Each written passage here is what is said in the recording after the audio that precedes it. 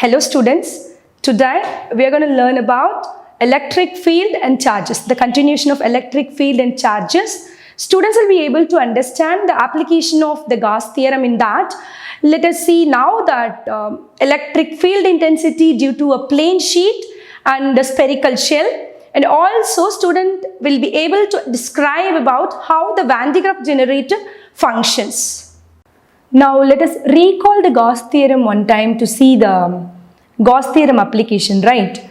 So the surface integral of the electric field intensity over any closed hypothetical surface in free space is equal to 1 by epsilon naught times the net charge enclosed with the surface, right? So as we know that phi E, which is equal to closed integral over S, E dot ds, which is equal to 1 by epsilon naught summation I 1 to n qi.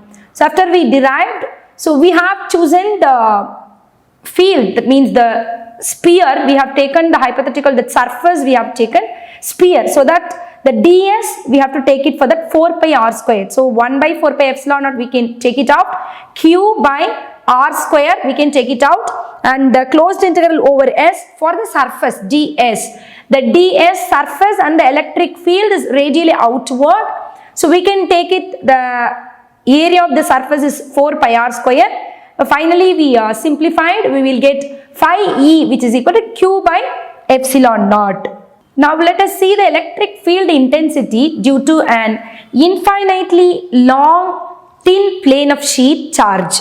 You are seeing on the screen the diagram. It is the thin infinite plane sheet of charge with the uniform surface charge density we have taken for the surface. Already we have seen the derivation and all for 1 dimension, 2 dimension, for the 3 dimension of charge density, right? So the uniform charge surface density we have taken here as sigma, and actually we wish to calculate the electric field at the point P at distance r from it. Now, by symmetry, the electric field E, you may see the electric field E, which is point out, that is both the direction, normal to the sheet, right? And also it must have the same magnitude and opposite directions at 2 points.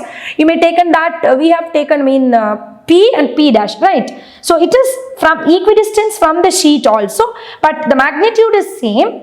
Direction is opposite for the two sides. So we choose here for our convenience the cylindrical Gaussian surface. The cross section area is A and the length is 2r, the axis which is perpendicular to the sheet. Now as the lines of forces are parallel to the curved surface of the cylinder, the flux through the curved surface is 0, right? Because of that is both is parallel, the lines of forces as well as the curved surface, this is cylindrical, both are parallel to that, so that we can take it, the flux is 0, right? Clear? Now the flux through the plane 2n which are placed, the cylinder we have to design for that, and we have to calculate for that only, right?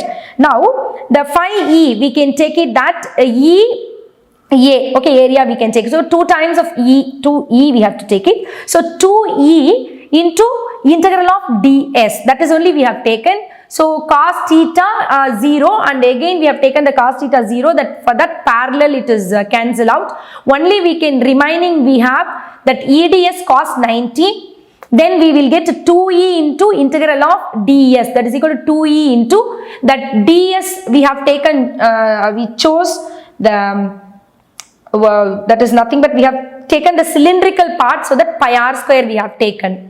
So q by epsilon naught, which is equal to sigma into pi r square by epsilon naught. So q by epsilon naught we have taken here by applying the 2e pi r square value, which is equal to sigma into pi r square by epsilon naught. We need the electric field E value. So E, which is equal to, by simplifying that, we will get sigma by 2 epsilon naught. Okay. So here you must know about the direction of the electric field intensity, which is normal to the plane, and also it is away from the positive charge distribution. And for the negative charge distribution, it will be towards the plane. Okay. And the electric field intensity is independent of the size. As the Gaussian surface, we can take and we can choose any type of Gaussian surface, that is because of the imaginary one, and the plane sheet is thick, then only the charge distribution will be available for the both sides, right? So E, which is equal to what we have seen, that sigma by epsilon naught.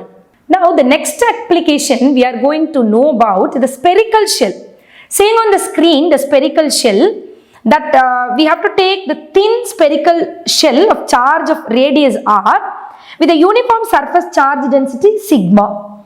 So from the symmetry, we see that the electric field E at any point is radial and it has same magnitude at points at the equidistance from the center. You may notice that on the screen all the charges which is applicable or it is appear on the screen equidistance, right? So the magnitude is same at all the points. So we need to determine the electric field at any point P at a distance r from O. So that we have chosen here a concentric sphere of radius r, and now we can see the three different the charge which is appear. Now we will see that the outside the cell. Suppose the charge which is outside the shell, the Gaussian law, as we know that the phi E which is equal to what? Closed integral over S, E dot ds which is equal to Q by epsilon naught, right? As we know that the E and ds are the same direction, it is radially outward also. So that the phi E which is equal to closed integral over S, E dot ds which is equal to Q by epsilon naught. Here we are going to apply the concentric circle, the area value. So E into 4 pi r square which is equal to Q by epsilon naught. By simplified this, we have to get only the electric field, so that we are keeping the electric field this side and 4 pi r square going to that right side. So Q by 4 pi epsilon naught small r square. Here we know that Q which is equal to sigma into 4 pi capital R square, right? Because this is from the flux from the Gaussian surface. So on this we are going to apply that. Then we will get E which is equal to sigma R square by epsilon naught small r square, right? So the next one is in that concentric circle, the surface, if suppose the charge is on the surface of the cell. If suppose it is on the surface of the cell, we are applying that Gauss theorem, Gauss law, which is phi E which is equal to closed integral over S, E dot ds which is equal to Q by epsilon naught. And as we know very well, the E and ds, surface and the electric field is same direction and radially outward. By seeing the diagram itself also you can understand that the electric field, due to the uniformly charged thin spherical sheet, that here on the surface means it will be maximum. That is only we are going to prove through this. So as per the Gaussian law, Q by epsilon naught, and we are applying the value here E 4 pi r square which is equal to Q by epsilon naught, then E which is equal to what? Q by 4 pi epsilon naught r square. So the Q value sigma 4 pi r square, so E which is equal to sigma by epsilon naught. So the third application, the charge is supposed inside the cell. So inside the cell means the Gaussian surface just enclose the charges, and the charge enclosed by the Gaussian surface, which means it is 0, that is Q which is equal to 0. By applying the Gauss law, so phi E which is equal to closed integral over S, E dot ds which is equal to what? Q by epsilon naught.